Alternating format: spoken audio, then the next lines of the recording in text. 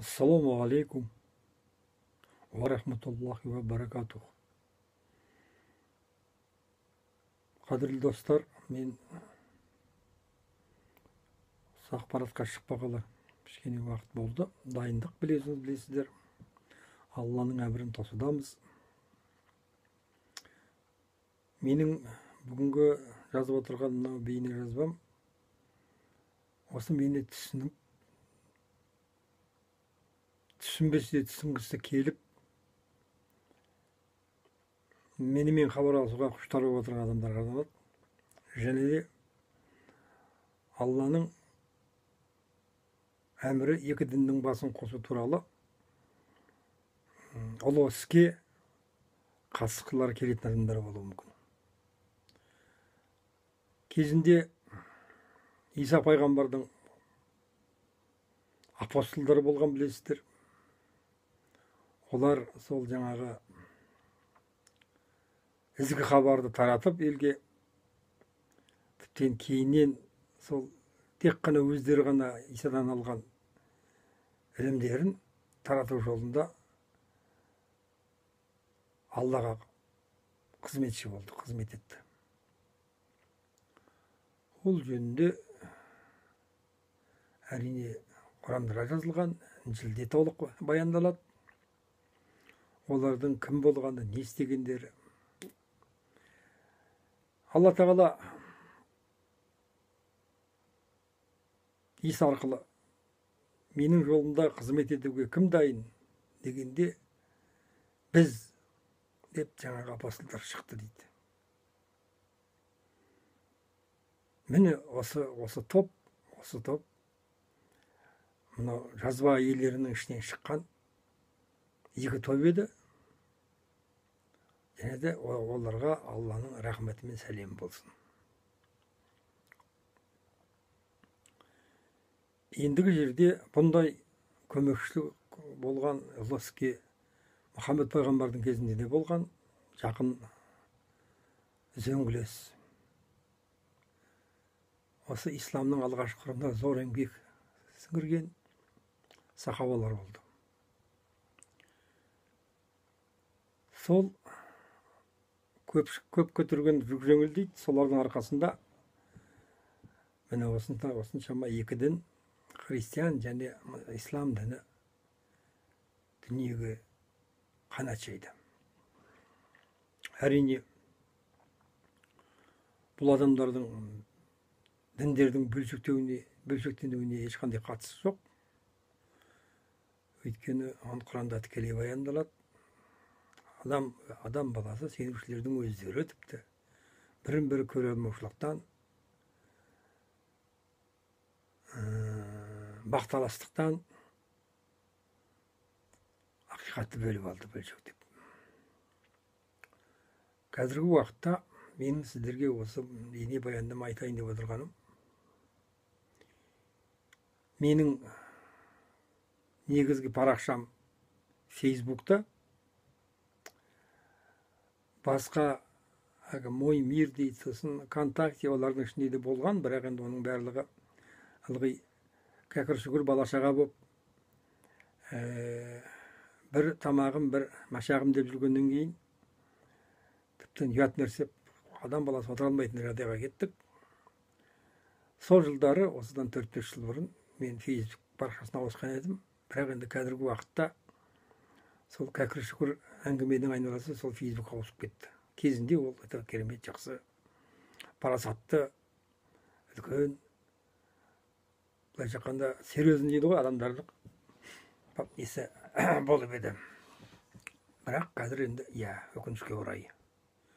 Ақырындап, ол да солы қақақудың айналасында адамның жүрегі айнытатындай жағдайда отыр. Не істейміз бірақ? Одан басқа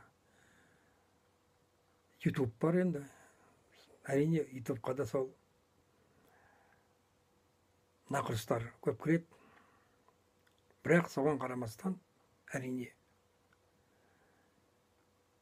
менің осы сіздердің алдында отыруымның өзі сол азғындықтың шегіне жеткенінің нәтижесі болса керек. Қоғам азғындағанда діндер азғындағанда, адасқанда ғана елшілер келеді, білесіздер. Не болмайтын болса, соны дамыту үшін келеді. Ендігі жерде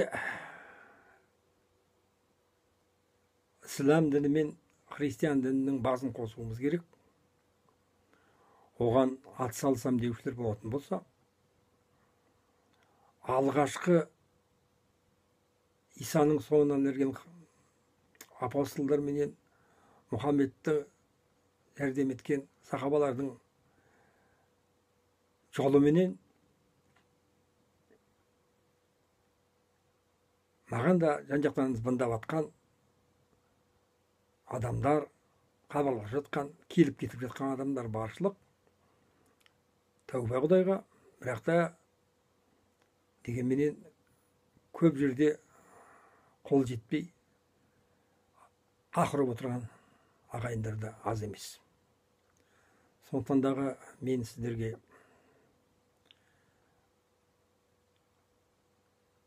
сол тізімді бастау үшін бұрын жатқа білуші едім, телефондарына шейін білуші едім, қазір адам көбейіп барады. Сондықтан дағы алғашқы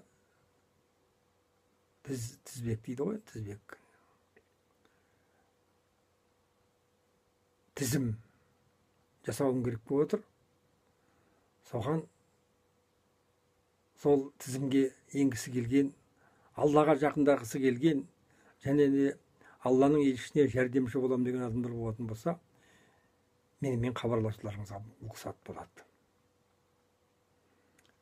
Сондықтан мен өзімнің ұялы телефонымның нөмірін берейін деп отырмын сіздерге. Актив. Ұялы телефонында 8701 473 1546 нөміріне звондасаңыздар, бұл тікелей менің нөмірім. Сіздерден тек қана өтініш, сіздер Алланы көп сынаққа салмаңыздар, ойыншыққа баламаңыздар, аузыңа не келсе соны айтып, қайта-қайта звондап мазамды алмаңыздар. Ондай адамдардың әрқайсысына тікелей Алланың қарғысын жолдаймын. Бірақ та кімде-кім шын көңілімен, шын жүрегімен осы ұлы дүбірлі іске қатысамын, жәрдемші боламын деген адамдар болатын болса, мен оларға Алланың алғысын жолдаймын. Өйткені Құранда да, басқа діни кітаптарда да ондай адамдарға Алланың жеке ерекше сыйлары, ерекше әлемдері дайын екенін баяндалған. Сондықтан дағы сол сахабалар мен апостолдың дәрежесіне жетеміз десеңіздер, атсалысыңыздар. Бұл мен үшін емес, Алланың ісі екенін толық біліңіздер. Ондай сеніміңіз болмаса, босқа біреу болмаңыз. Қайтесіз? Онсыз да күнәңіз, онсыз да өздеріңіздің сынақтарыңыз жеткілікті ғой бір бастарыңа. Қайтесіңдер артыға ауыр жүгартып. Бірақ жоқ, мен тәніммен, жаныммен, дүние мүлкімменен, барлық болмысымменен Алла жолында өмір сүремін дейтін адамдар болатын болса, құлағып, есік ашық, мен сіздерді шын жүрегімнен қабылдаймын. Мен ондай адамдарды, олар менің бауырым, мен оларды өте жақсы көрем. Егер де осы дейін ақпарат жүйесінде қатты айтылған сөздер болатын болса, оны кешірім сұрамаймын. Оның әрқайсының орны бар, әрқайсының шыққан шегі бар. Сондықтан дағы біз Алланың елшілері. Алла деген адамның досымыз. Қарсы адамның қасымыз.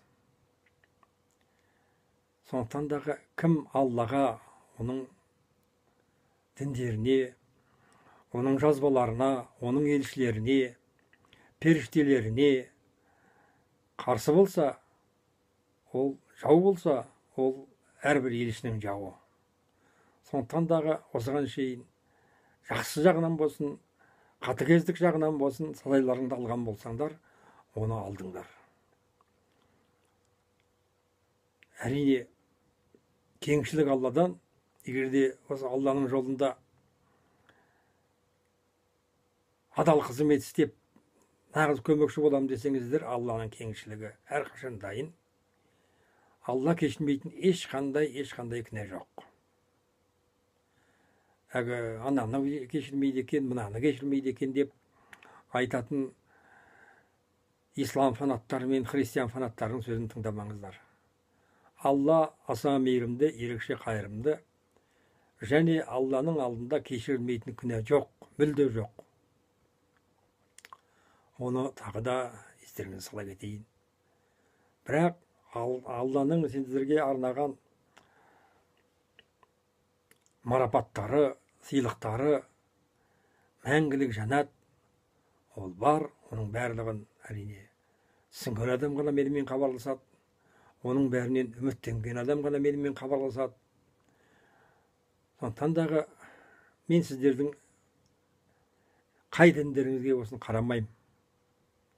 Мәселе дінде емес, дін деген ол жол, сенімге апаратын жол. Ешбір діндерде сенім жоқ. Наным бар, Құдай бар, тағы не бар, нанады. Біреу айтса нанады, Құран оқыса нанады, Ал сенім деген ол мүлде басқаша. Христиан діні болсын, мұсылман діні болсын, сол сенімге бара жатқан жол дейді. Ибрахимнің сенімі деген сенім бар. Ол дегеніңіз, мен сізге айтайын, ол тек қана нанып қоймайды. Егер де жаңағы Алланың елшілерінің аузынан шыққан сөзде, не Құранда жазылған әрбір нәрсенің олар міндетті түрде солай болатынына сенеді. Олар жаңағындай жай ғана Алла бар деп қоймайды. Олар Алланың сөзі, уәдесі, барлығы растығын жаңағындай сеніп, Аллаға өздерін тапсырады сеніп. Міне, сенімнің жағдайы. Ол енді Құранда да бәрінде де бар, оның барлығын қайталап уағыздап айтып керек жоқ. Менің бүгінгі сіздерге жоқса жолдамам жаңағындай сол тізімге тізім ашып, соған әрқайсыңыздың аты жөніңізді, хабарласу мүмкіндіктеріңізді, мекен жайларыңызды білсем деймін.